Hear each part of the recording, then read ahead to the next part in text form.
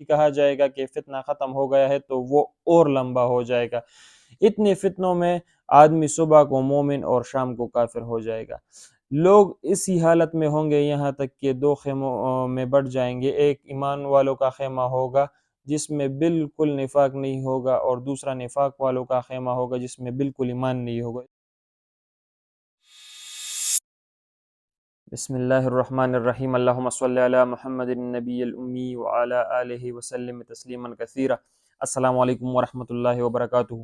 آج میں آپ کو دجال کے فتنے کے بارے میں، خروج دجال کب ہوگا، اور دجال کے حلیے کے بارے میں، اور دجال کے آنے سے پہلے جو حالات ہوں گے اس کے بارے میں ڈیٹیل سے بتاؤں گا، اور بھی بہت سے جو ہمیں روایات ملتی ہیں،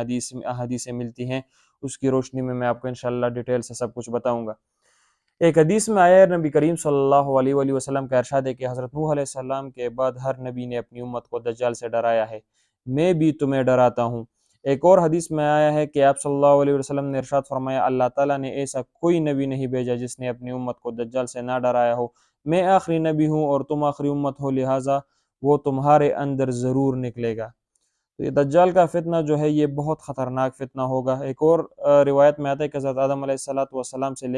لے کر قیامت تک کوئی فتنہ دجال کے فتنے سے بڑا پیدا نہیں کیا گیا۔ تو یہ بہت زیادہ بڑا فتنہ ہوگا۔ تو اللہ جل شانہ سے جو ہے دعائیں مانگے، دعائیں کرے کہ اللہ ہمیں اس فتنے سے بچائے، کیونکہ ہر نبی نے اس فتنے سے پناہ مانگی ہے اور اپنی امت کو بھی آگاہ کیا ہے کہ اس فتنے سے پناہ مانگے۔ دجال کے آنے سے پہلے حالات کچھ اس طرح ہوں گے کہ دین میں بہت زیادہ کمزوری آ چکی ہوگی۔ حدیث میں آتا ہے کہ دجال کے زمانے سے پہلے جو ہے دین میں بہت کمزوری آ چکی ہوگی اور علم رخصت ہو رہا ہوگا، اور اچھے لوگ جو ہے وہ کم رہ جائیں گے۔ یعنی مطلب حضرت حذیفہ رضی اللہ عنہ فرماتے ہیں، روایت میں آتا ہے کہ دجال ایسے وقت میں نکلے گا جب اچھے لوگ کم رہ جائیں گے، دین میں کمزوری آ جائے گی اور آپس کی عداوتیں پھیل جائیں گی، پس وہ ہر گھاٹ پر اترے گا اور مسافت اتنی تیز رفتاری سے طے کرے گا کہ گویا اس کے لیے زمین لپیٹ دی گئی ہو، جیسے کہ مینڈے کی کال لپیٹ دی جاتی ہے۔ اور ایمان والے جو لوگ ہوں گے، ایمان والے لوگ جو ہوں گے اور منافق ہوں گے، وہ دو طبقوں میں پڑ جائیں گے۔ حدیث میں آتا ہے کہ ایک دفعہ نبی کریم صلی اللہ علیہ وسلم نے فتنوں کو بیان فرمایا اور بہت تفصیل سے بیان فرمایا، یہاں تک کہ احلاس کے فتنے کے بارے میں فرمایا۔ کسی نے پوچھا یہ احلاس کا فتنہ کیا ہے؟ آپ صلی اللہ علیہ وسلم نے ارشاد فرمایا، یہ فتنہ بھاگنے اور لڑنے کا فتنہ ہوگا، پھر خوشحالی اور آسودگی کا فتنہ آئے گا، اس کا دھواں ایسے شخص کے قدموں کے نیچے سے نکلے گا، یہ گمان کرتا ہوگا کہ وہ مجھ سے ہیں، حالانکہ وہ مجھ سے نہیں، بے شک میرے اولیاء تو پرہیزگار لوگ ہوں گے۔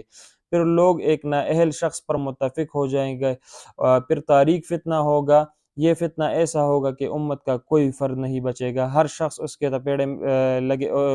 تپیڑے لگیں گے۔ جب بھی کہا جائے گا کہ فتنہ ختم ہو گیا ہے تو وہ اور لمبا ہو جائے گا۔ اتنے فتنوں میں آدمی صبح کو مومن اور شام کو کافر ہو جائے گا۔ لوگ اسی حالت میں ہوں گے یہاں تک کہ دو خیموں میں بٹ جائیں گے، ایک ایمان والوں کا خیمہ ہوگا جس میں بالکل نفاق نہیں ہوگا، اور دوسرا نفاق والوں کا خیمہ ہوگا جس میں بالکل ایمان نہیں ہوگا۔ اس کے بعد نبی کریم صلی اللہ علیہ وآلہ وسلم نے ارشاد فرمایا، جب تم لوگ اس طرح دیکھو تو دجال کا انتظار کرو کہ وہ آ جائے گا یا کل۔ تو اللہ جل شانہ ہمیں اس دجال کے فتنے سے بچائے، کیونکہ بہت خطرناک فتنہ ہوگا، اور لوگ جو ہے دو طبقوں میں بٹ جائیں گے۔ اللہ ہمیں ایمان والے طبقے میں شامل فرمائے۔ وہ بہت سال جو ہے بہت دھوکے اور فریب والے سال ہوں گے۔ بہت لوگ جو ہے آج کل بھی اگر ہم دیکھ لیں تو اتنے دھوکے ہو رہے ہیں، چھوٹے طبقے سے لے کر بڑے طبقے تک سب جو ہے دھوکے اور فریب میں لگے ہوئے ہیں۔ وزیر اعظم سے لے کر صدر سے لے کر ریڈی والے تک سب جو ہے دھوکے اور فریب میں لگے ہوئے ہیں۔ پیداواریں جو ہیں کم ہو جائیں گی۔ حضرت اسماء رضی اللہ عنہ فرماتی ہیں کہ نبی کریم صلی اللہ علیہ وسلم میرے گھر میں تشریف فرماتے، آپ صلی اللہ علیہ وسلم نے دجال کا تذکرہ کرتے ہوئے ارشاد فرمایا، دجال کے آنے سے پہلے 3 سال یوں ہوں گے کہ پہلے سال آسمان اپنی 1/3 بارش روک دے گا اور زمین اپنی 1/3 پیداوار روک دے گی۔ دوسرے سال جو ہے 2/3 بارش آسمان روک دے گا اور 2/3 زمین جو ہے پیداوار روک دے گی، اور تیسرے سال جو ہے آسمان بالکل بارش روک دے گا اور زمین بالکل جو ہے اپنی پیداوار روک دے گی۔ تو وہ سال جو ہوں گے وہ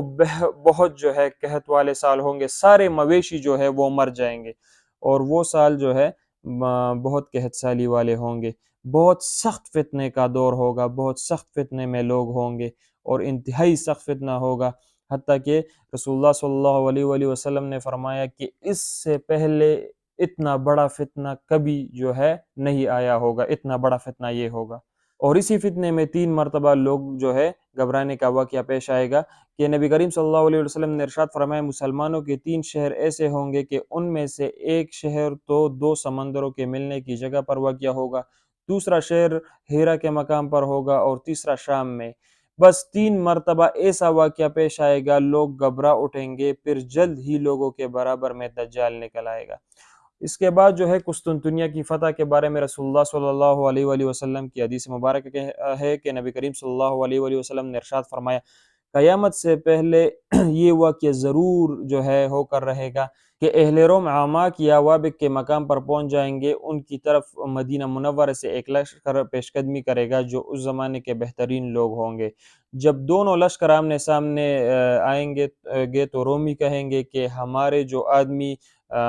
قید کیے گئے ہیں اور وہ پھر مسلمان ہو چکے ہیں، تو انہیں اور ہمیں تنہا چھوڑ دو، ہم جو ہے اس سے جنگ کریں گے۔ تو مسلمان کہیں گے کہ ہم اپنے بھائیوں کو ہرگز اکیلا نہیں چھوڑیں گے۔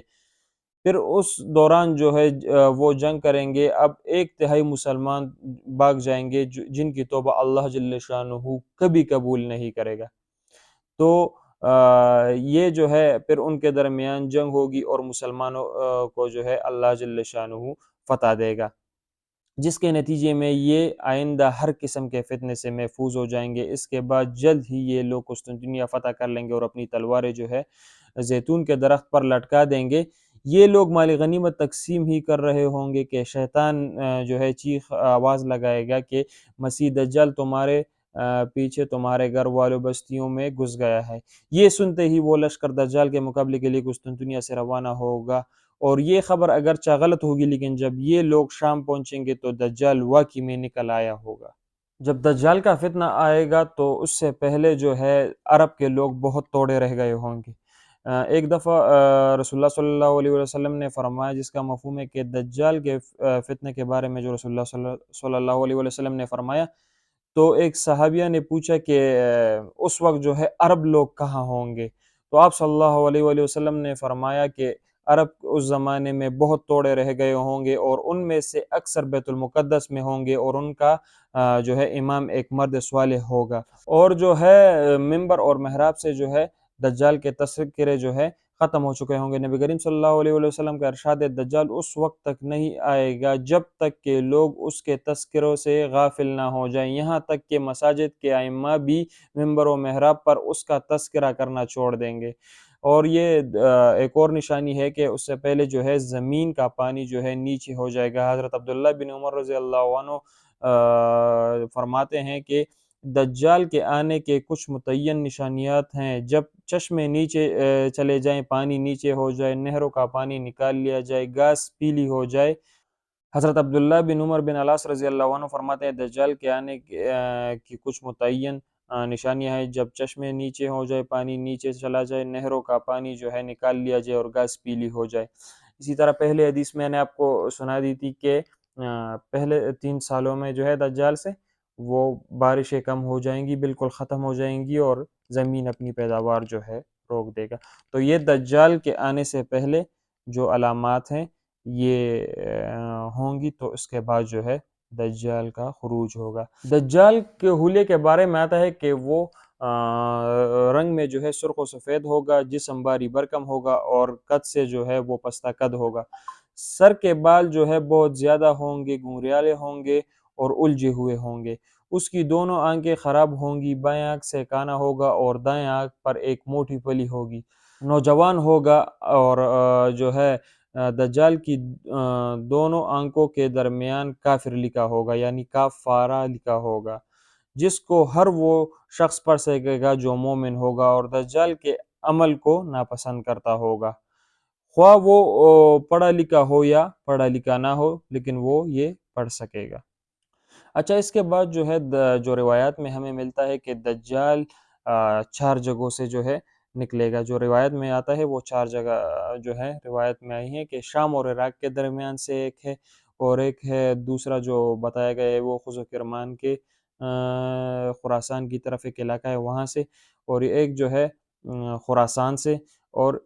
چوتھا جو ہے وہ اصبہان کے مقام یہودیہ سے۔ تو اس کے بارے میں جو ہے پھر فرماتے ہیں کہ ان چاروں مقامات کے درمیان جو ہے یہ ذکر کی گئی ہے کہ دجال کا خروج سب سے پہلے شام اور عراق کے درمیان کی گھاٹی سے ہوگا، مگر اس وقت اس کی شہرت نہ ہوگی، اس کے عوان انصار مددگار یہودیہ جو ہے وہ گاؤں میں اس کے منتظر ہوں گے، وہ وہاں جائے گا، ان کو ساتھ لے گا۔ پہلا پڑاؤ جو ہے وہ خز و کرمان میں کرے گا، پھر مسلمانوں کے خلاف جو ہے اس کا خروج خراسان سے ہوگا۔ دجال کا دعویٰ جو ہے وہ دجال جو ہے یہ دعویٰ کرے گا کہ پہلے وہ نبوت کا دعویٰ کرے گا اور پھر رب ہونے کا دعویٰ کرے گا، اور دنیا میں دجال جو رہے گا وہ تقریباً 40 دن تک رہے گا۔ یہ جو ہے پہلا دن اس کا 1 سال کے برابر ہوگا، دوسرا دن مہینے کے برابر ہوگا، اور تیسرا دن جو ہے 1 ہفتے کے برابر ہوگا، اور اس کے بعد جو ہے بقیہ معمول کے مطابق ہوں گے۔ اس طرح تقریباً 439 ڈیز جو ہے یہ بنتے ہیں، یعنی 1 سال 2 مہینے اور 14 دن یہ بنتے ہیں۔ دجال کی ظاہری طاقت جو ہے وہ اس طرح ہوگی کہ ہواؤں والے بادل کی طرح یہ اس طرح تیز رفتاری سے جائے گا، پوری دنیا میں پھرے گا، اور اپنے نہ ماننے والوں سے ان کا جو ہے مال و متاع جو ہے وہ چھین لے گا، اور جو اس کی بات مانیں گے تو اس کو بہت زیادہ فراخی دے گا، اور اپنے ماننے والوں پر جو ہے بہت زیادہ جو ہے ان کو مال دے گا، اور ان پہ بہت زیادہ فراخی آئے گی۔ ایک نوجوان کو مار کر جو ہے زندہ کر دے گا، اور جو ہے دجال کے پاس جو ہے آگ ہوگی اور پانی ہوگا، جسے لوگ پانی سمجھیں گے وہ اصل میں آگ ہوگی، اور جسے لوگ جو ہے آگ سمجھیں گے وہ اصل میں پانی ہوگا۔